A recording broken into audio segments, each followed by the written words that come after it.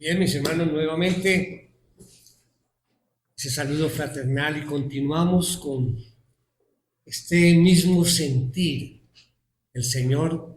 Vamos a escuchar su palabra, pero antes vamos a inclinar nuestros rostros con reverencia para colocar este tiempo en las manos del Señor. Padre nuestro, Señor y Dios soberano, le damos las gracias una vez más, Señor, porque tus misericordias nuevas son cada mañana. Grande, Señor, es tu fidelidad. Oh Señor, te pedimos que al abrir tu palabra para estudiarla esta mañana, el Espíritu Santo nos ilumine. Este mensaje no solo nos traiga información a nuestra mente, sino transforme nuestro corazón. Ayúdanos, Señor, a ver durante este mensaje a Jesús allí, Señor, verlo con claridad, poder imitar su humildad y, Señor, rendirnos ante su señorío. Esta enseñanza nos prepare, Señor, para participar de la Santa Cena, Señor, para hacerlo con reverencia, con gratitud. Señor, ayúdanos en nuestra debilidad para que Jesús, solo Jesús pueda ser exaltado en este día. Te lo pedimos en su nombre y para su gloria. Amén. Amén. Bien, mis hermanos, en esta preciosa mañana vamos a abrir nuestras Biblias en una carta escrita desde una celda. Una carta que ya sabemos escrita por el apóstol Pablo a una población de creyentes allí en la ciudad de Filipos. Allí Pablo creó esta iglesia que era muy querida y muy cercana a él. Y aunque Pablo estaba allí en la cárcel en Roma, encadenado, su corazón era libre. Y es por eso que vamos a encontrar una carta con gozo y esperanza en cada una de sus líneas. Así es que la carta a los filipenses no es una carta de queja, sino es una carta de consuelo. Pablo no se enfoca en su sufrimiento por la situación que estaba viviendo. No, él se enfoca es en el avance del Evangelio. Y en medio de esta carta, mis hermanos, encontramos uno de los pasajes más gloriosos sobre Jesús. Aquí Pablo nos invita a mirar a Jesús no solo como Salvador, sino como modelo que nos llama a adoptar su actitud, la actitud de Jesús, a imitar su humildad, a seguir en obediencia y a rendirnos ante Él en exaltación. Así es que este mensaje no solo es teológico, sino es un mensaje muy práctico. Nos prepara para hoy, como especial día, compartir la cena del Señor, porque van a ver en el desarrollo del mensaje cómo nos recuerda el camino recorrido por Jesús, desde el cielo hasta la cruz. Así es que al escuchar este mensaje, los invito, mis hermanos, a que, además de abrir nuestras Biblias, abramos nuestros corazones porque el llamado aquí es muy claro para cada uno de nosotros. Vamos entonces allí a la carta a los Filipenses. Capítulo 2. Vamos a leer del versículo 5 al 11. Filipenses 2. Dice así la palabra del Señor. Haya pues en ustedes esta actitud que hubo también en Cristo Jesús, el cual, aunque existía en forma de Dios, no consideró el ser igual a Dios como algo a que aferrarse, sino que se despojó a sí mismo, tomando forma de siervo, haciéndose semejante a los hombres. Y hallándose en forma de hombre, se humilló él mismo, haciéndose obediente hasta la muerte y muerte de cruz. Por lo cual Dios también lo exaltó hasta lo sumo y confirió el nombre que es sobre todo nombre, para que al nombre de Jesús se doble toda rodilla de los que están en el cielo y en la tierra y debajo de la tierra, y toda lengua confiese que Jesucristo es Señor, para gloria de Dios Padre. Un hermoso pasaje. Quiero comenzar ya a estudiar este pasaje, pero primero compartiendo lo que nos dice sobre este pasaje el pastor y teólogo John MacArthur, que como ustedes saben falleció el lunes pasado.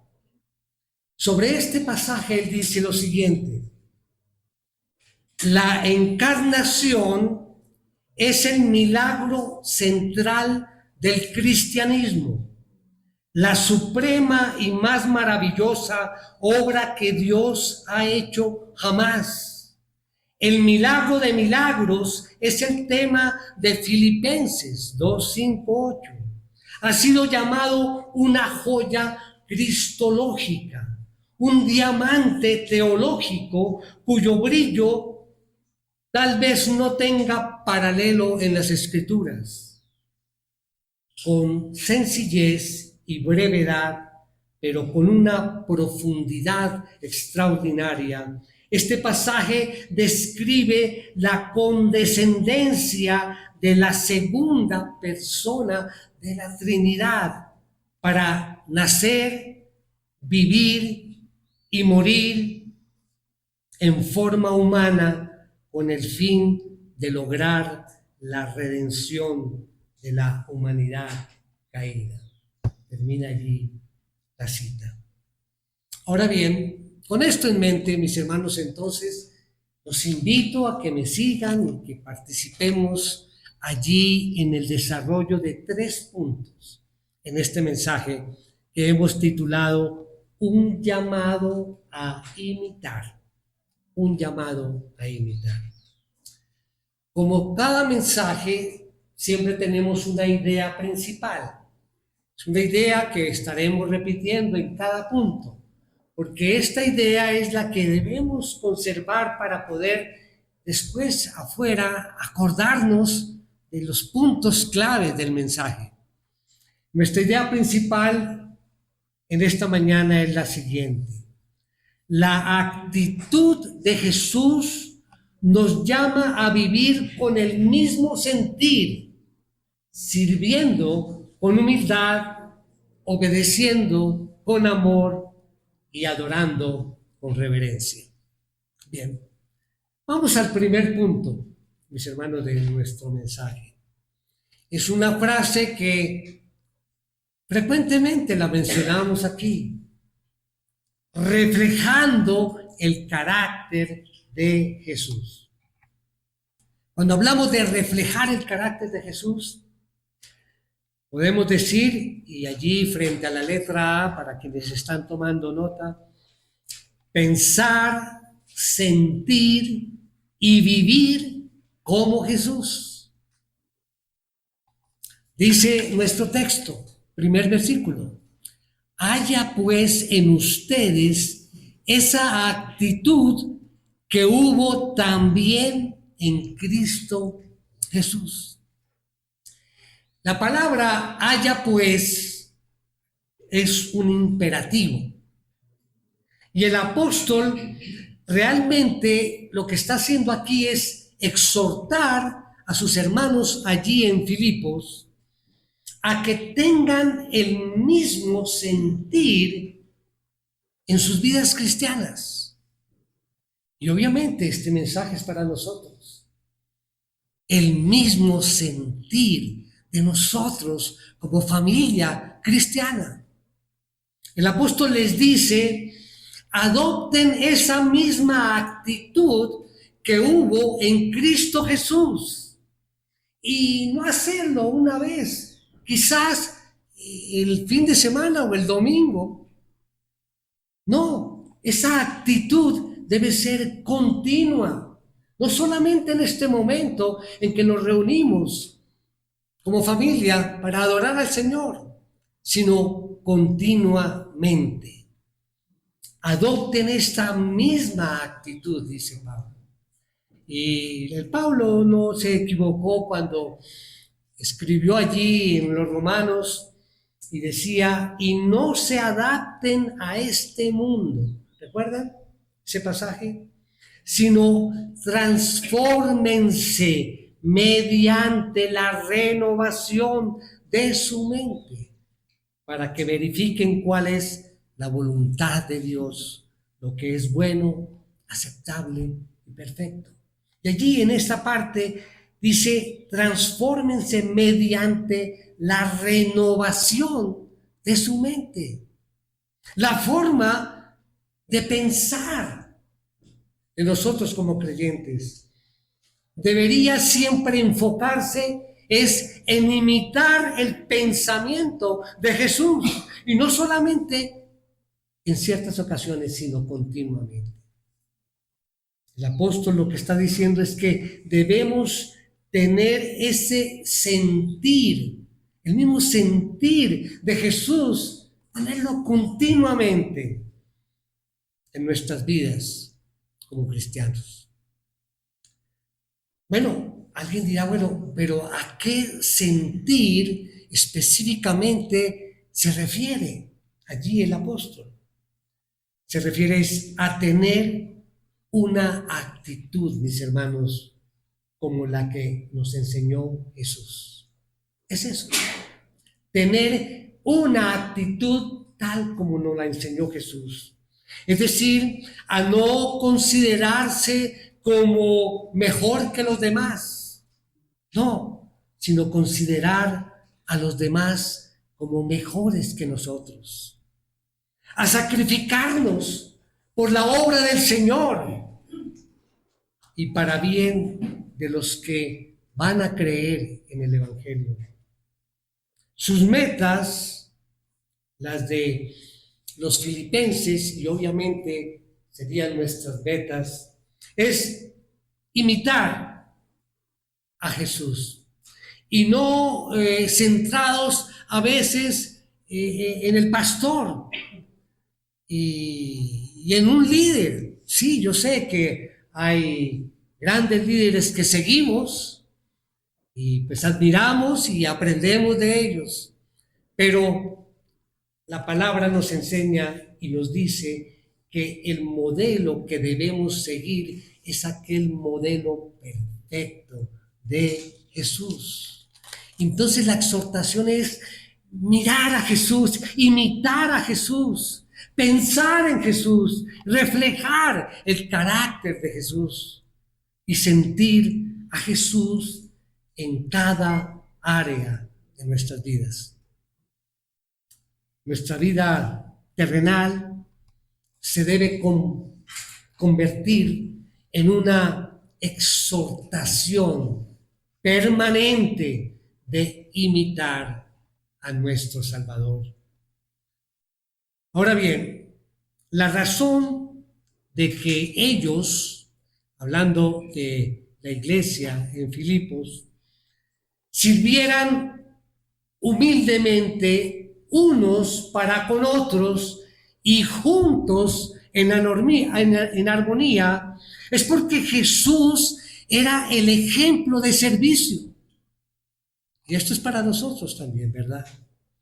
Esto debería ser la motivación por la cual nosotros debemos servir. ¿Cuál es la motivación? Que Jesús sirvió en todo momento. A veces podemos tener nosotros pensamientos de algo que debemos hacer con el aspecto de servir. Y quizás, permítame aclarar, porque el término generalmente lo decimos, bueno, si yo quiero servir a la obra, entonces quiero participar con el grupo de alabanza o quiero estar aquí enseñando a los niños. Sí, esa es una forma de servir, pero no podemos todos hacer lo mismo. El hecho de que tú estés aquí sentado, que hayas venido, es una forma de servir. El hecho de que saludemos y abracemos a nuestro hermano, estamos sirviendo a la obra, porque estamos brindando el apoyo como hermanos y como familia que somos. O sea que no necesariamente tienes que estar aquí. Adelante, si Dios te da el don y la oportunidad, bienvenido. Gracias a Dios. Pero tú sirves solamente con tu presencia, con tu gozo, con una mirada, con una sonrisa a tu hermano, con un saludo cordial. Esa es la forma en que podemos servir. Porque a veces se encuentra, y esto pasaba allí en la iglesia, allí a los filipenses, algo que llamaban el estado del creyente. Era como un nivel de algunos ungidos que estaban allí en la iglesia y decían, bueno, vamos a imitar a Jesús, yo voy a saludar al hermano que no he saludado, pero primero él me tiene que saludar a mí, porque, ustedes no saben quién soy yo, ¿sí? Primero que me salude el hermano. O alguien allí en la iglesia decía, ¿sabe qué? Debemos saludar a la familia, aquella familia que también ingresó, vino y llegó a la iglesia en la misma época que nosotros. Debemos saludarlos. Hace 2 años que estamos aquí. Así es, mis hermanos.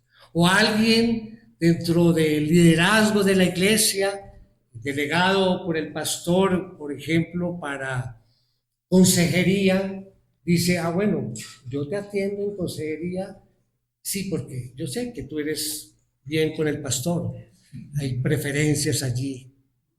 Así actuamos, mis hermanos, y nos olvidamos del ejemplo de Jesús. Jesús enseñó que la grandeza del reino se mide en el servicio. Él no vino para ser servido, sino para servir y dar su vida en rescate por muchos. Por eso necesitamos imitar a Jesús, tener el mismo sentir de humildad, de unidad y de adoración. ¿Recuerdan aquella ocasión cuando le preguntaron a Jesús, Señor, ¿quién va a sentarse a su derecha y quién va a sentarse a tu izquierda en el reino? ¿Recuerdan esa escena? Y todos los demás discípulos se molestaron, claro, se enfadaron contra aquellos que preguntaron. ¿Y por qué se enfadaron? Porque ellos también querían estar allí, en primera fila, allí al nivel, al lado izquierdo y derecho del Señor. Solamente que la madre de estos 2 discípulos se les adelantó en la pregunta. Yo los invito a que vayamos a mirar esta porción. Esto está allí en Mateo 20. Vamos a leer esa petición, dice aquí el título, petición de los hijos de Zebedeo. Versículo 20, vamos a leer al 28. Dice, entonces se acercó a Jesús la madre de los hijos de Zebedeo con sus hijos y postrándose ante él le pidió algo. Jesús le preguntó, ¿qué deseas? Ella le dijo, ordena que en tu reino estos dos hijos míos se sienten uno a tu derecha y otro a tu izquierda. Pero Jesús dijo, no saben lo que piden. ¿Pueden beber la copa que yo voy a beber? Ellos respondieron, podemos. Él les dijo, mi copa ciertamente beberán, pero el sentarse a mi derecha y a mi izquierda no es mío el concederlo, sino que es para quienes ha sido preparado por mi Padre. Al oír esto, los otros 10 se indignaron contra los dos hermanos, pero Jesús llamándolos junto a él dijo, ustedes saben que los gobernantes de los gentiles se enseñorean de ellos y que los grandes ejercen autoridad sobre ellos. No ha de ser así entre ustedes, sino que el que entre ustedes quiera llegar a ser grande será su servidor. Y el que entre ustedes quiera ser el primero será su siervo. Así como el Hijo del Hombre no vino para ser servido, sino para servir y para dar su vida en rescate por muchos. Jesús, entonces, mis hermanos, es un ejemplo supremo de humildad. El ejemplo de Jesús nos debe animar, mis hermanos, a que sirvamos los unos a los otros, del mismo modo que Él sirvió a los discípulos y dio su vida en rescate por muchos. Sobre este punto, vuelvo a hacer referencia al pastor John MacArthur. Dice lo siguiente, abro comillas, la manera en que la grandeza de se muestra en el mundo es como una pirámide. El prestigio y el poder del individuo grande se edifican sobre las personas que están por debajo de él. Pero en el reino la pirámide es invertida. Los grandes hombres de Dios no están sentados encima de los hombres más pequeños, sino que cargan sobre sus espaldas a los hombres más pequeños. Termina allí la cita. Reflejando el carácter de Jesús, nuestro primer punto, quiero terminarlo con esas preguntas que hago siempre en los mensajes y cuya respuesta está en cada uno de sus corazones. ¿Qué actitud reflejé esta semana? ¿La de Jesús o la del mundo? Para responder internamente, ¿qué actitud reflejé esta semana? ¿Tu servicio depende del reconocimiento o de la obediencia? Cada uno responda. Y vamos entonces al segundo punto. La humillación voluntaria de Jesús. Recordemos la idea principal. La actitud de Jesús nos llama a vivir con el mismo sentir, sirviendo con humildad, obedeciendo con amor y adorando con reverencia. Entonces, mis hermanos, como lo dije hace un momento, este es uno de los pasajes más importantes jamás escritos sobre Jesús. Miremos nuevamente el versículo 6 al 8 de nuestro texto.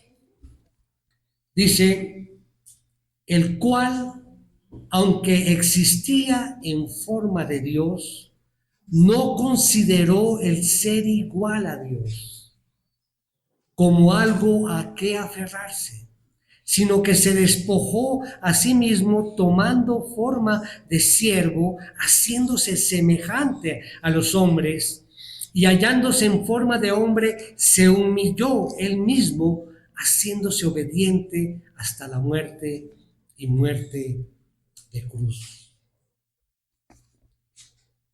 Mis hermanos, Jesús, siendo Dios en esencia, no se aferró a sus derechos divinos. Dice que se despojó voluntariamente tomando forma de siervo. La explicación teológica sería forma de Dios, que es la naturaleza divina plena. Y cuando dice despojarse, fue renunciar a sus prerrogativas, nunca renunciar a su divinidad. Jesús es la persona que muró toda la gloria allí en el cielo, en la perfección, pero se humilló y vino a este mundo corruptible, un mundo impulsado por el egoísmo, la codicia y la muerte. Y simplemente imaginemos ese enorme paso descendente que tuvo que dar Jesús para convertirse en hombre. Es totalmente, como imposible entender tanta humildad que necesitó para hacer esto. Estos versículos entonces nos están hablando de la encarnación de Jesús. Y esto es un verdadero tesoro que encontramos allí en esta carta a los Filipenses. La historia, el milagro más grande que jamás ha existido. Obviamente con esa profundidad, pero al mismo tiempo con esa sencillez, se explica cómo la segunda persona de la Trinidad vino a nacer, a vivir y a morir en forma humana con un solo propósito: redimirnos. Es bueno aclarar lo siguiente: cuando dice en forma de Dios, dice aquí el texto, no se refiere a que Jesús ha perdido su esencia, no, simplemente su naturaleza es Dios en modo pleno. Cuando dice en forma de Dios se refiere a la esencia de Dios, o sea, Jesús existe eternamente siendo igual a Dios en todo. La palabra que usan aquí se refiere al interior de alguien, la esencia que nunca cambia. Por ejemplo, el ser humano, una persona es un ser humano y puede cambiar de la niñez a la adolescencia, a la madurez, pero su esencia no cambia, sigue siendo un ser humano. Es una pequeña comparación, así que la forma de Dios que usa el autor está haciendo referencia es a la naturaleza divina de Jesús. Jesús se hizo hombre y nunca dejó de ser Dios.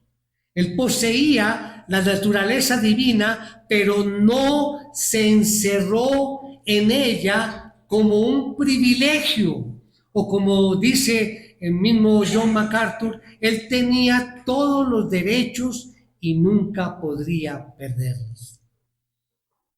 Y entonces vemos aquí dos pasos dentro de esa humillación de Jesús.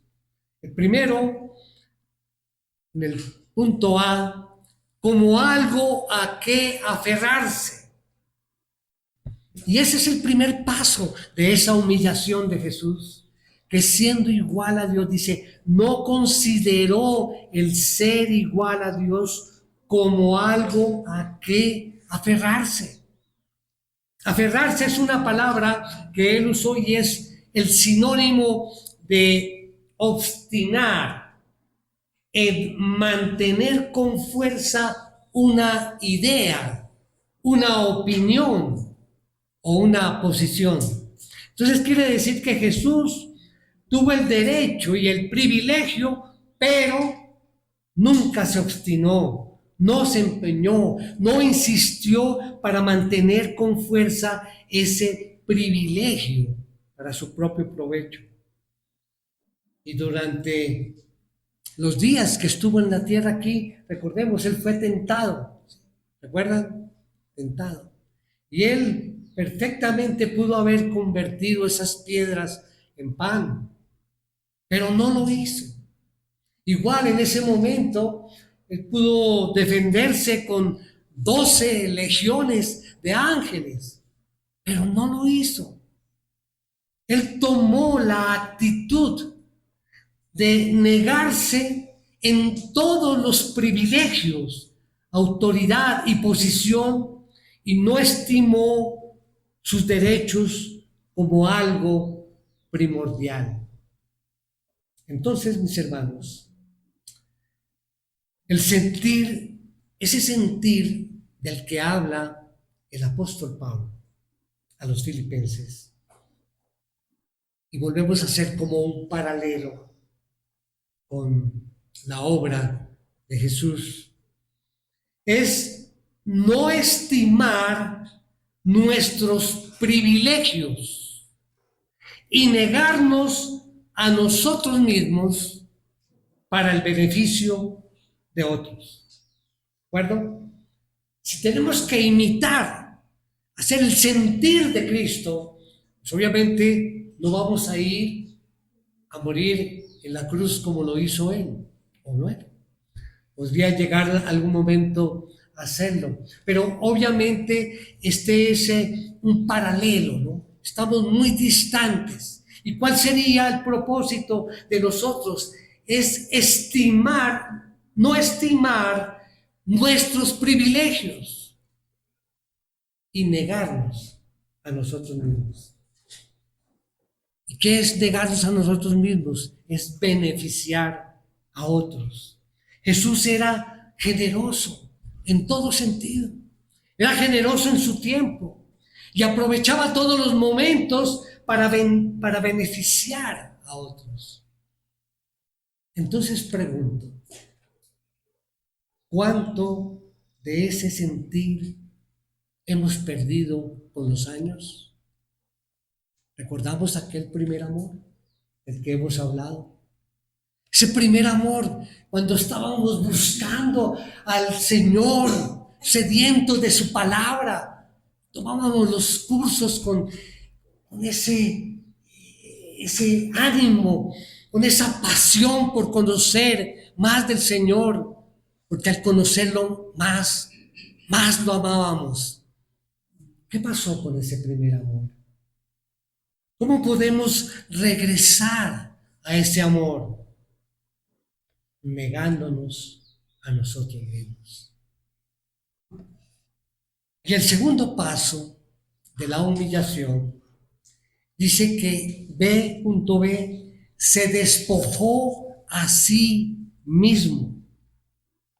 Entonces Pablo nos dice primero que Jesús no estimó su naturaleza divina como algo a que aferrarse.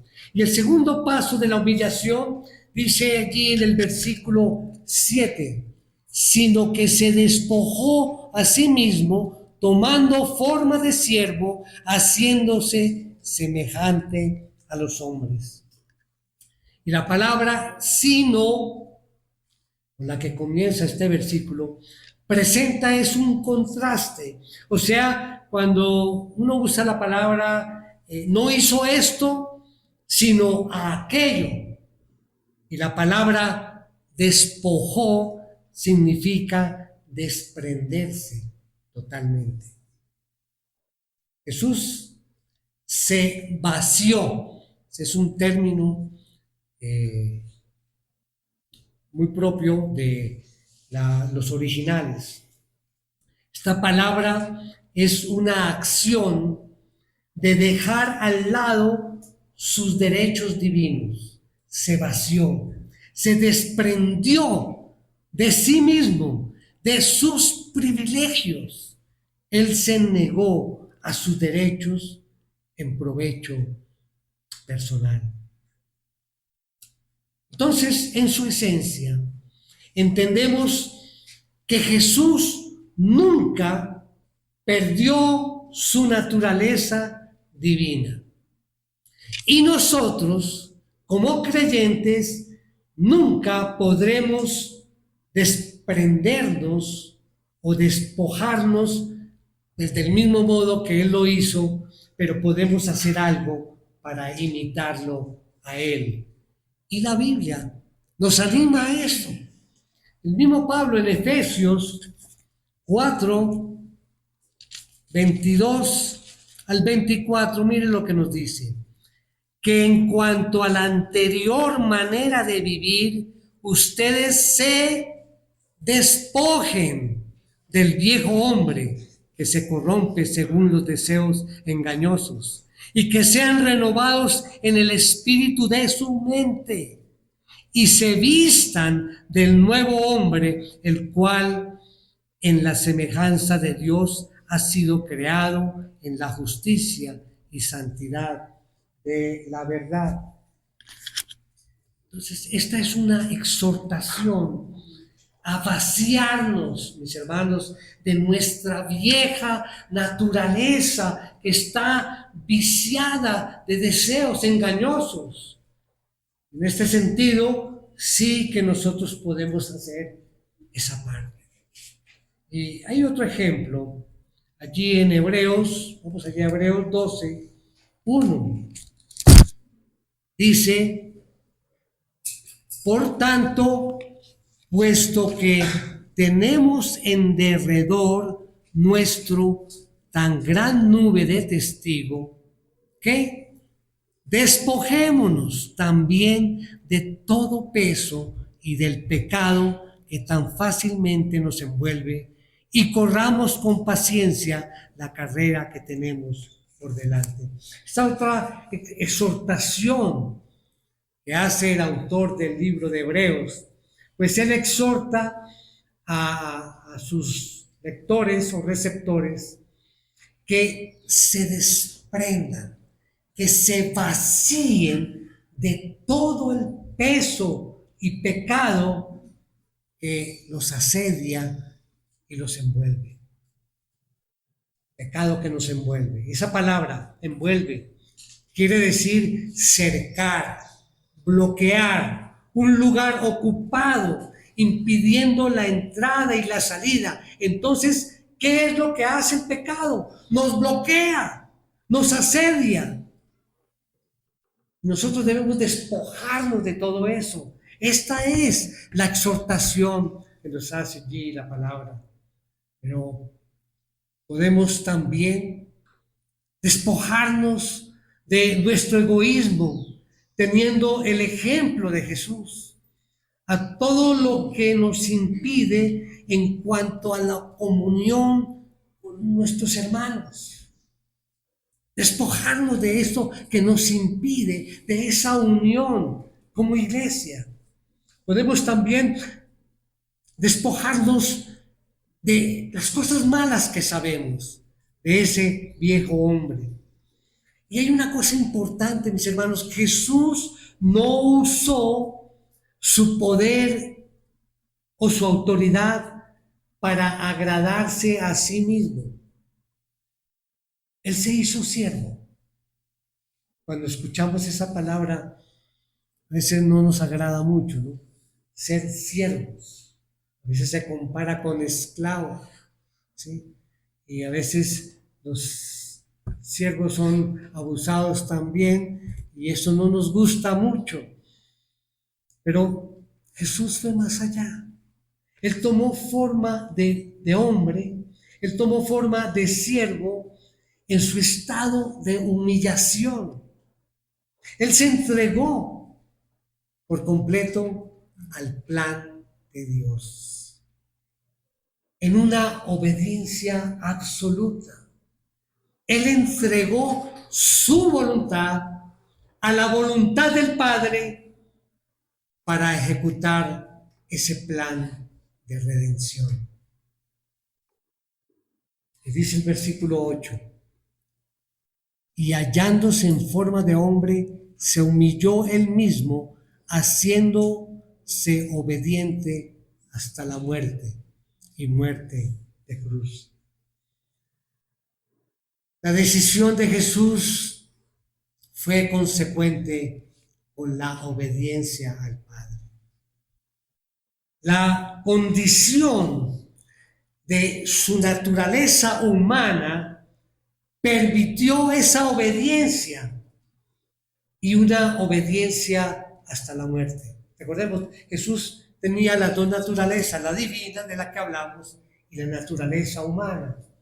En su naturaleza humana, Él permitió esa obediencia que lo llevara hasta la misma muerte. Jesús se humilló tomando esa condición humana. Se humilló tomando la forma de siervo. Y también sabemos que Él se humilló aún más allá, dando su vida voluntariamente allí en una muerte en la cruz. Mis hermanos, no hay otro ejemplo más grande de humillación en la historia del universo. Jesús descendió del trono para venir a esta tierra y dar su vida en una humillante muerte en la cruz. Y ustedes saben, mis hermanos, pero les recuerdo, Él murió de la forma más atroz. La muerte en la cruz era lo peor. Y esto lo aprendieron los romanos, a crucificar allí a sus reos. Aprendieron de los persas ese método utilizado para matar allí a los rebeldes. Y la costumbre era que un reo a muerte podía aguantar mucho tiempo allí agonizando. Entonces, para que no durara mucho tiempo, lo que hacía era romperle las piernas, ¿recuerdan? Para acelerar ese proceso. Y de esta manera, ¿qué pasaba? Los condenados, como que al romper las piernas no podían como levantarse y se iban ahogando, no podían respirar y morían allí. Pero sabemos que Jesús no llegó a ese momento, aunque lo pensaron los romanos, ¿no?, para acelerar su muerte. Pero había allí en el Salmo 34 decía que ya se había profetizado que ni un hueso se le rompería. Esa profecía se cumplió, pues cuando le iban a romper los huesos allí en las piernas, él ya había muerto. Era una muerte terrible, vergonzosa. Era la peor forma de morir. Pero él se humilló hasta ese punto. A esa muerte, dice en Gálatas 3:13. Cristo nos redimió de la maldición de la ley, habiéndose hecho maldición por nosotros, porque escrito está: maldito todo el que cuelga de un madero. La maldición. Jesús tomó sobre sí esa maldición que nosotros merecíamos, librándonos de esa maldición. Y Él lo hizo para abrir el camino de la salvación. Decía ahí el texto, dice: colgado de un árbol es maldito por Dios. Allí en Deuteronomio, acompáñenme en Deuteronomio 21:23, donde está hablando de la maldición de la muerte en la cruz. Dice: su cuerpo no quedará colgado del árbol toda la noche, sino que ciertamente lo enterrarás el mismo día, pues el colgado es maldito de Dios, para que no contamines la tierra que el Señor tu Dios te da por heredad. En resumen, mis hermanos, la muerte de Jesús en la cruz no solo fue un sacrificio, sino también un acto de redención, donde Él tomó sobre sí la maldición que merecían los pecadores, cumpliendo así las Escrituras y abriendo el camino de la reconciliación con Dios. Termino este punto de la humillación voluntaria de Jesús con una reflexión. La cruz no fue una derrota, fue un acto supremo de obediencia. La humildad de Jesús nos debe confrontar. Y pregunto, ¿estamos dispuestos a obedecer aunque esto nos cueste? Y esto nos lleva al tercer punto, donde cambia. Y estamos hablando allí de la exaltación de Jesús. Volvemos a repetir nuestra idea principal. La actitud de Jesús nos llama a vivir con el mismo sentir, sirviendo con humildad, obedeciendo con amor y adorando con reverencia. Vamos a nuestro texto, versículos 9, dice, por lo cual Dios también lo exaltó hasta lo sumo y le confirió el nombre que es sobre todo nombre, para que al nombre de Jesús se doble toda rodilla de los que están en el cielo y en la tierra y debajo de la tierra, y toda lengua confiese que Jesucristo es Señor, para gloria de Dios Padre. Mis hermanos, la obediencia precede al reconocimiento. Ese es el punto A y único de este. La obediencia precede al reconocimiento. Estamos hablando de la exaltación a Jesús. Y esta exaltación no vino por poder, sino por su obediencia. Y como resultado de su obediencia y sacrificio, Dios exaltó a Jesús a la posición más alta, otorgándole un nombre sobre todo nombre. Y esto significa que todo ser en el cielo, la tierra y debajo de la tierra reconocerá a Jesús como Señor, o Señor. Y la aplicación para el creyente. Este mensaje enfatiza, hace énfasis en que los creyentes debemos seguir el ejemplo de Jesús, buscando la unidad, la humildad y el servicio a los demás. No debemos buscar nuestra propia gloria o intereses, sino los de los demás, imitando precisamente la actitud de Jesús. Y mis hermanos, aquí vemos también como resultado de este mensaje la importancia de la humildad,